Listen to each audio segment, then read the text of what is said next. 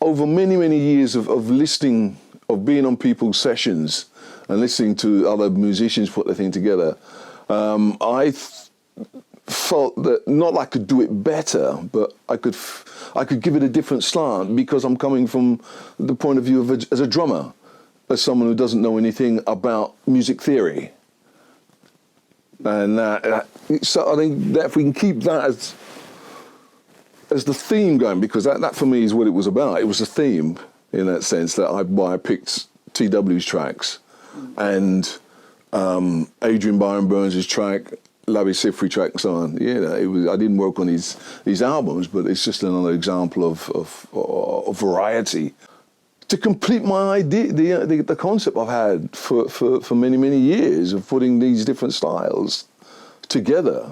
It's a personal playlist of stuff that I've liked, that I've recorded most of this stuff over the years.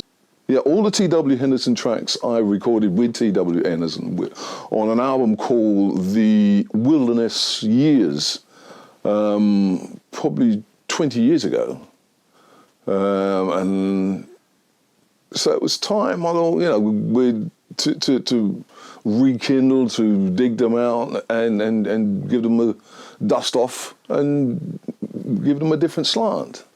Because the thing is, with which is understandable, with T.W. Henderson, it was guitar oriented. It wasn't lyrically oriented or melodically oriented. It was very much guitar led.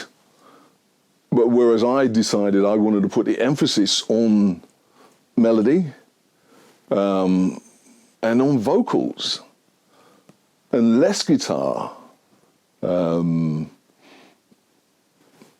That was part of it because I think these songs, the emphasis wasn't. No, I shouldn't say this really. I was going to say it wasn't in the right place. For me, they weren't. I think they were very strong songs lyrically, but I thought get the right people to sing them and to perform them, it would do another kind of justice to them. Part of it is these wonderful people on the album who you, as a band leader, you put together and you just say, right, okay, here's a song. We decided the key, all the basics, and you said, well, look, just go, and we'll just perform it in the studio as we would do live. Because that was one of the things about this album as well, is that there's not a lot. In fact, I don't think there's any extras. There's no reverb on the voice, on the guitar, or any of the instruments. It's very dry in that sense, and it's very pure, and I like that, and that's what I wanted, without it being covered by a lot of effects. We overdubbed a couple of things because, for instance, on the recording, the original recording in France, we couldn't have Rowena with us. For family reasons, so we did her voice on the tracks when we came back to England. But everything else was as per in the studio, where I think most of the times, 90% of the times, it was recorded live. There wasn't any overdubs. It was recorded in Rouen. I hope I pronounced that right.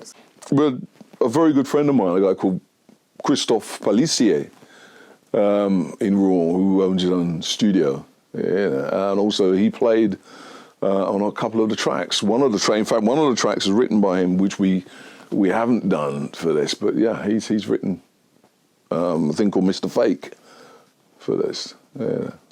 So it's very much of a collective. I just happen to be the guy that played drums and put the musicians together, but a lot of the ideas came from the musicians who played on the album. I just felt that it's time that drummers came forward, because especially if you've had experience, and you're not restricted by, well, I don't know with other drummers, but with me, I don't know music theory. Really, I know how to read drum music, but because we use the same notation, but I don't understand things about chords and things like this. So I pretty much put together what I felt in my head, or what I heard in my head. And it was with the help of the other musicians telling me whether, doing the music theory side of it, let me know whether things work or not. And if they didn't work, I wanted them to work, make them work. Because this is the idea I've got, that I wanted to kind of project onto record. But yeah, it's great that drummers are given a chance to look at music from a different angle, or come at it at a recording or something like this from a different angle. Absolutely, because as I said, I don't know anything about playing guitar or playing keyboards or things like this. So you put together a bunch of guys who come the closest to what you've got in your head, your initial vision, and I hope it gets fulfilled. For me, on this album, it absolutely was. It took 15, 20 years to put the musicians together, but it was worth it. Well, that's I think to do with the fact that it's coming from a drummer's point of view, I think, because I didn't feel restricted that I needed to, if it felt that it could go in a track, because it had already been recorded, but it's strong enough to be, the rhythm can be changed, I will change it. Because I don't have that kind of restriction. You're right. I enjoy listening to reggae. I enjoy listening to Latin music. I enjoy listening to classical music, all sorts. So for me, why not incorporate all these things into the music? The theme really is Sam's ideas or Sam's dream. It may never happen again, but let's fulfill it. For just what I was saying, there's no barricades of music at all. There's no restriction that it should be rock, it should be jazz, it's all of those things without any restriction whatsoever, without any barricades. It's a track by a guy called Jeff Aitchison. And I think it's a beautiful track. The lyrics are wonderful. But as soon as I heard it, I thought, this could be converted to a reggae rhythm. The rhythms could be converted to a reggae easily.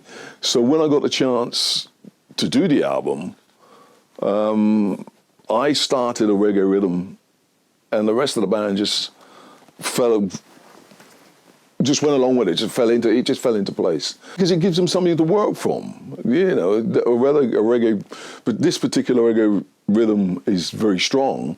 And Richard Sadler, being the kind of bass player that he is, he just naturally picked up on it, and the rest of it is history. But it's a lot to do with the musicians that you work with and under which circumstances you work with. Because normally, I think most of the sessions I've done, and I've been lucky enough that people have booked me and said, look, just come in and be you. Just play drums the way you hear the song and play drums the way you hear it.